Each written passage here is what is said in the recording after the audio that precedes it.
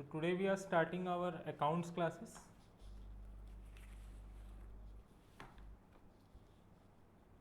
I'll be starting with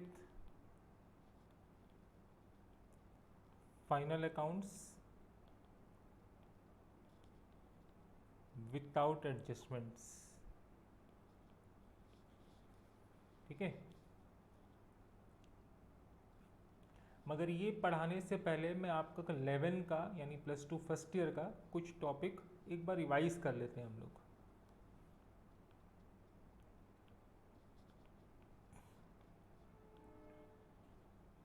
उम्मीद है याद होगा आप लोग को कितने प्रकार के अकाउंट्स थे।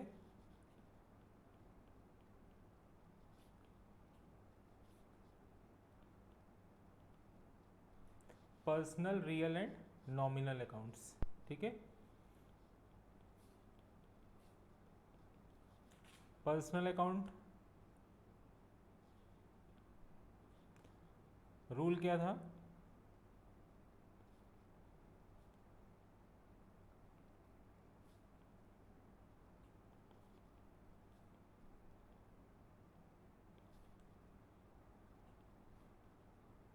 रियल अकाउंट के लिए रूल क्या था?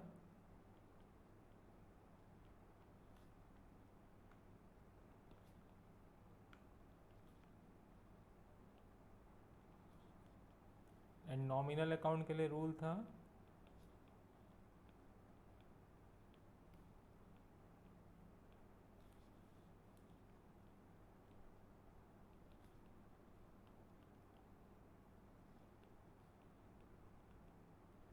ठीक है। तो पर्सनल अकाउंट के लिए रूल था debit the receiver, credit the giver. Real account के लिए रूल था debit what comes in, credit what goes out. And nominal account के लिए रूल था debit all expenses and losses, credit all income and gain. ठीक है,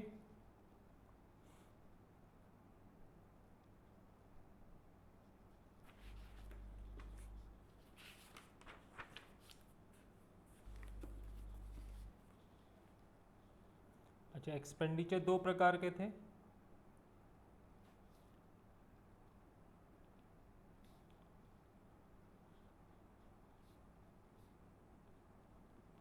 revenue expenditure and capital expenditure. ठीक है,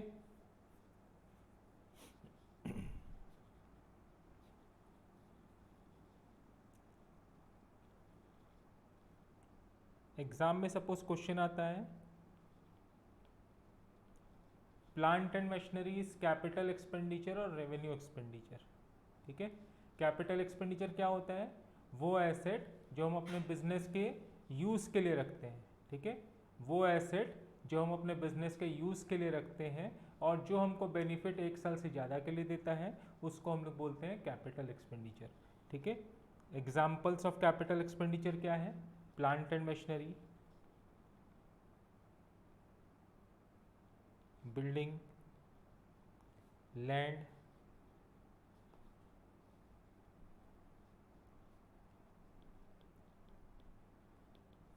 फर्नीचर,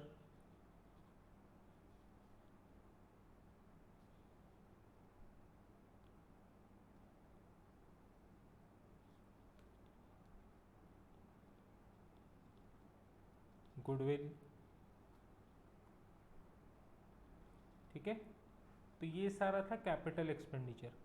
अब इसमें उन एक्सपेंडिचर को मतलब इन एसेट्स को हम लोग टच कर सकते हैं या नहीं कर सकते हैं। जैसे प्लांट, बिल्डिंग, लैंड, फर्नीचर, ये सब को हम लोग टच कर सकते हैं। ठीक है, तो इसको क्या बोलेंगे हम लोग?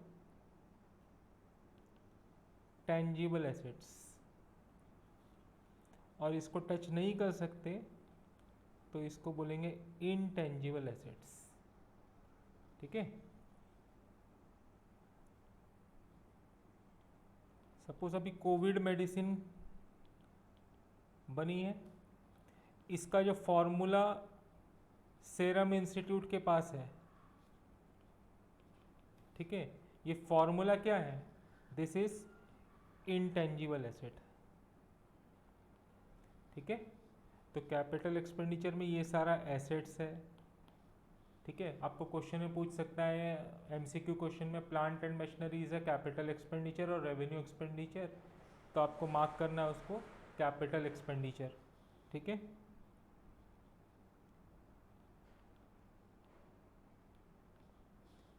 दूसरा चीज पूछ सकता है plant and machineries asset liability capital क्या है, तो plant machinery is asset. Further पूछ सकता है प्लांट मशीनरीज टेंजिबल एसेट और intangible asset, tangible asset. Goodwill is a tangible asset और intangible asset, goodwill is a intangible asset, ठीक है। कोविड वैक्सीन का, कोविड का जो मेडिसिन निकला जिसको वैक्सीन भी बोल सकते हैं हम लोग, कोविड का जो वैक्सीन निकला उसका जो फॉर्मूला था वो फॉर्मूला क्या है हमारे लिए, इनटेंजिबल एसेट, ठीक है। वेबसाइट बनाते हैं बहुत लोग, ठीक है, वेबसाइट भी है इनटेंजिबल एसेट, ठीक है। तो ये कुछ एग्जाम्पल्स थे जो एमसीक्यू क्वेश्चन में हर बार आते हैं 1 मार्क वाले क्वेश्चन में, ठीक है। तो क्या क्या था ये कैपिटल एक्सपेंडिचर, कुछ एग्जाम्पल्स हमने दिया, plant machinery, land, building, furniture, goodwill, ठीक है। कोविड वैक्सीन का फॉर्मूला, ये सारा हमारे लिए कैपिटल एक्सपेंडिचर है। एंड इसमें फर्दर आपको पूछ सकता है वेदर इट इज़ एसेट और नॉट, फर्दर पूछ सकता है आपको weather it is tangible asset और इनटेंजिबल एसेट, तो ये मैंने आपको सब बताया यहाँ पे, ठीक है।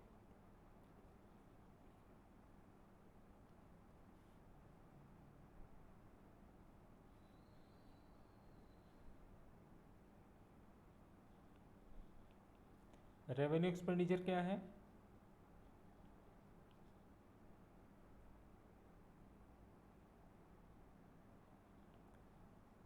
डे टू डे एक्सपेंडिचर को हम लोग रेवेन्यू एक्सपेंडिचर बोलेंगे, जैसे रेंट, इलेक्ट्रिक, स्टाफ सैलरी,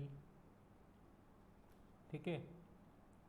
तो ये सारा हम लोग का डे टू डे एक्सपेंसेस है एंड ये डे टू डे एक्सपेंसेस को हम लोग रेवेन्यू एक्सपेंडिचर बोलते हैं, ठीक है।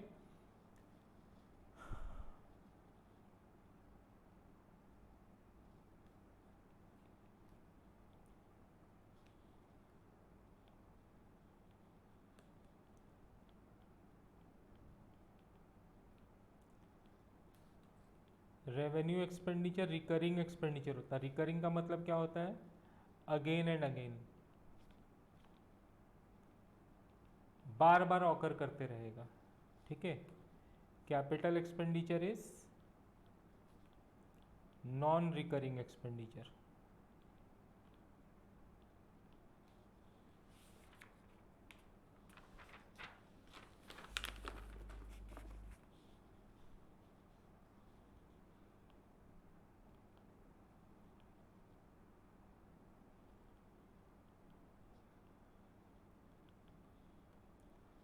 कॉस्ट ऑफ रॉ मटेरियल,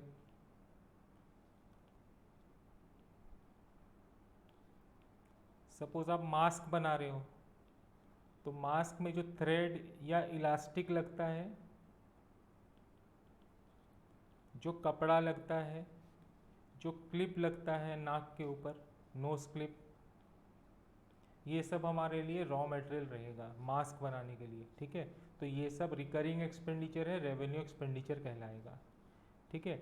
इस मास्क को बनाने के लिए हम लोग लेबर को वेजेस एंड सैलरी दिए होंगे, ठीक है।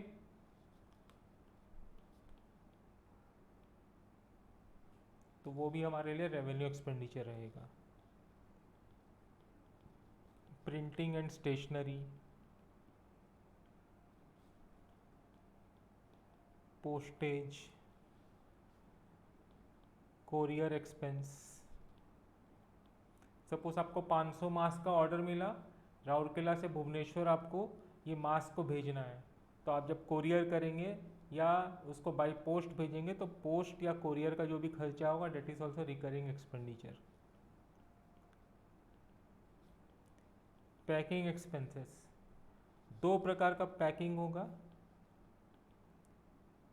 एक होगा प्राइमरी पैकिंग, एक होगा सेकेंडरी पैकिंग।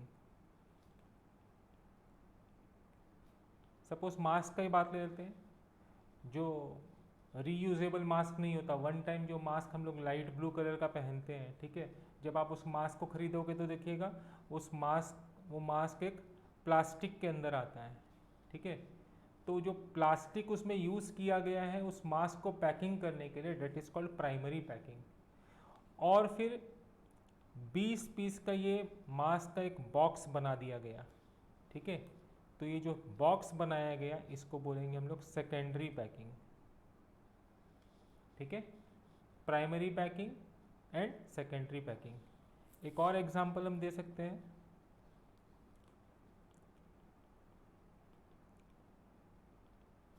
ब्रिटानिया का केक खाए होंगे आप लोग, ठीक है। तो ब्रिटानिया का केक में देखिएगा अंदर में एक ट्रे निकलता है जिसमें केक अरेंज रहता है, ठीक है। तो वो जो ट्रे क्या है, डेट इज प्राइमरी पैकिंग। और जो ऊपर रैपर में पैक करके जिसमें ब्रिटानिया वगैरह लिखा रहता है, that will be called secondary packing, ठीक है।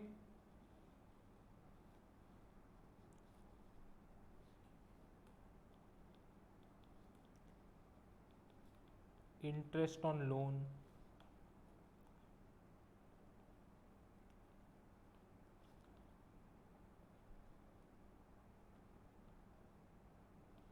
लीगल और lawyers expenses, depreciation on assets, discount, cash discount, trade discount। Cash discount और ट्रेड डिस्काउंट के बारे में पता होगा आपको। कैश डिस्काउंट खाली बुक्स में रिकॉर्ड होता है,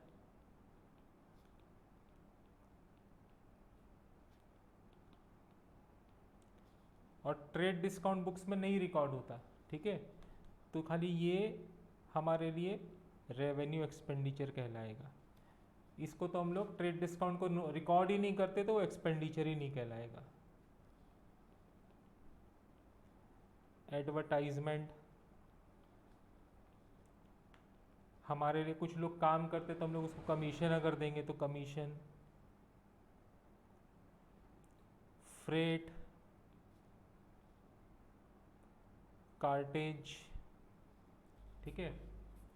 सपोज मार्केट से कुछ सामान खरीद के लाए अपने शॉप तक, तो शॉप में हम लोग उसको ऑटो में डाल के लाए या रिक्शा में लेके आए, तो उसको जो भी भाड़ा हम लोग देंगे तो वो सारा एक्सपेंडिचर भी यहाँ रेवेन्यू एक्सपेंडिचर में आएगा।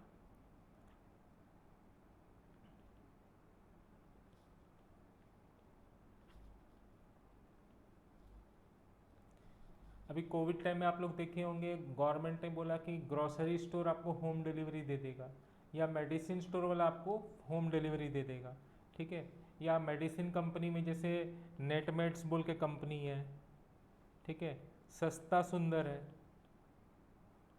ये लोग क्या करते हैं आपके घर में डिलीवरी कर देते हैं, ठीक है। तो उनका होम डिलीवरी का कुछ खर्चा लगता होगा, तो जो भी होम डिलीवरी का एक्सपेंसेस उनका लगा है वो भी आपके लिए रेवेन्यू एक्सपेंडिचर कहलाएगा, ठीक है।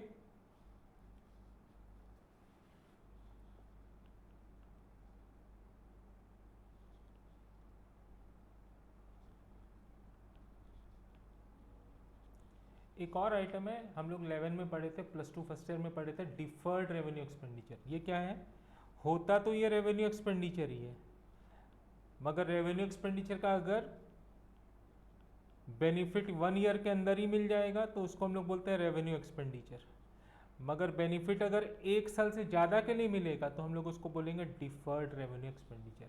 कोई भी रेवेन्यू एक्सपेंडिचर जिसका बेनिफिट हम लोग को 1 साल से ज़्यादा के लिए मिलेगा तो उसको हम लोग बोलेंगे डिफर्ड रेवेन्यू एक्सपेंडिचर, ठीक है। सपोज लक्स साबुन का कैटरीना कैफ एक ऐड की है, ठीक है। तो हिंदुस्तान लीवर कैटरीना कैफ को मान लो 6 करोड़ दिया है, और ये ऐड 2 इयर्स के लिए यूज़ करेगा वो, मतलब 2 साल तक कैटरीना कैफ का सिंगल जो ऐड बनाया गया वही ऐड कैटरीना कैफ का लक्स का चलते रहेगा, ठीक है।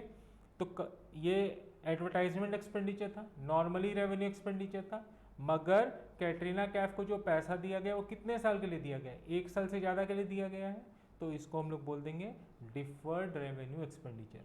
ठीक है, क्योंकि एक्सपेंडिचर हम लोग को 1 साल से ज़्यादा के लिए बेनिफिट दे रहा है, तो उसके लिए हम लोग इसको बोलेंगे डिफर्ड रेवेन्यू एक्सपेंडिचर। ठीक है,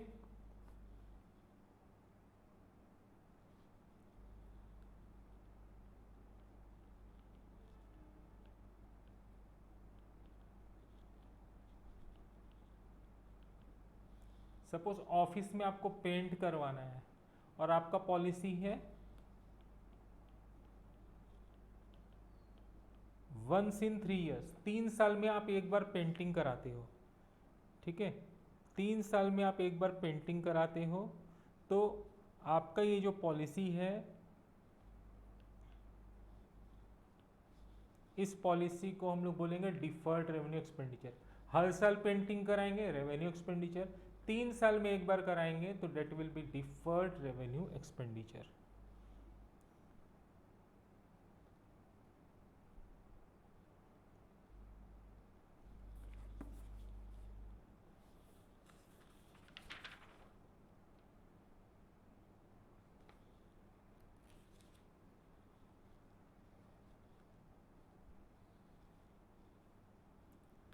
सपोज बोला रिपेयरिंग ऑफ न्यू मशीन या रिपेयरिंग ऑफ मशीन।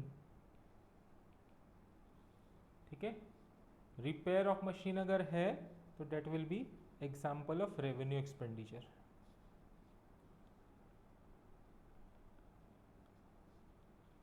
एक एग्जाम्पल देते हैं, सपोज आप एक कार खरीदे। ठीक है,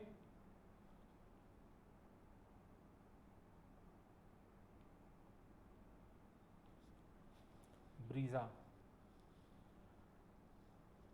आपने जब ये कार खरीदी, इसके साथ आपने एसेसरीज भी शोरूम में लगवा ली,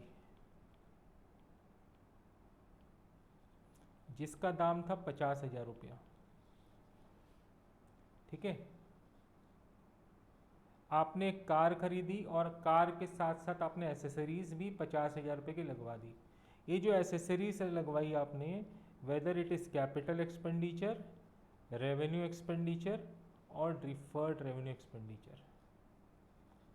ठीक है, ये होगा कैपिटल एक्सपेंडिचर, क्योंकि वन टाइम एक्सपेंडिचर है, आप एसेसरी बार बार तो नहीं लगवाओगे, so that will be capital expenditure. ठीक है,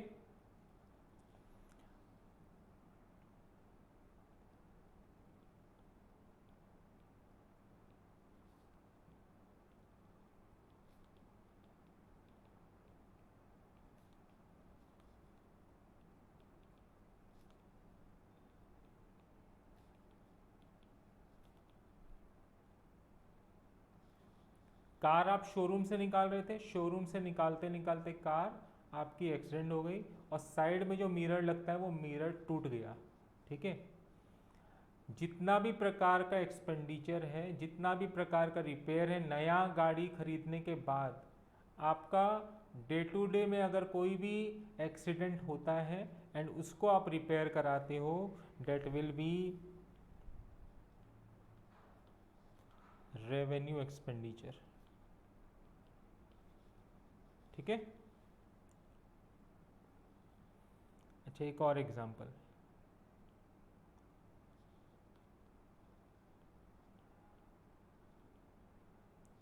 आप एक सेकेंड हैंड कार लिए 2 लाख में। ठीक है, गाड़ी लेते ही साथ आपको लगा यूज़ करने से पहले आपको इसमें कुछ एक्सपेंडिचर कर देना चाहिए। क्या एक्सपेंडिचर? आपने इसका टायर चेंज करवा दिया, 20,000 रुपये लगे। कुछ रिपेयरिंग का काम कराया जिसमें 10,000 रुपये लगे।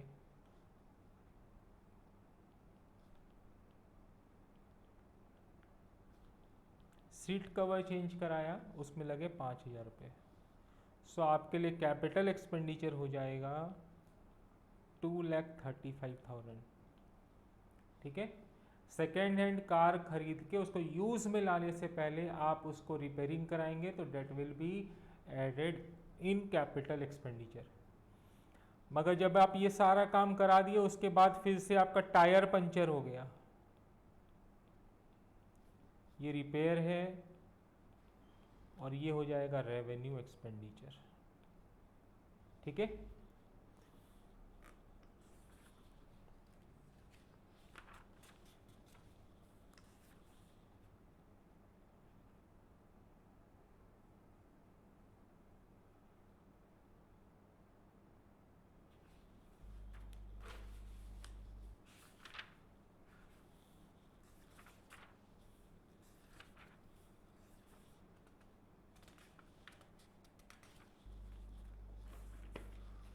तो फाइनल अकाउंट पढ़ने से पहले ये थोड़ा बेसिक नॉलेज आपको चाहिए था, जो कि 11 का था।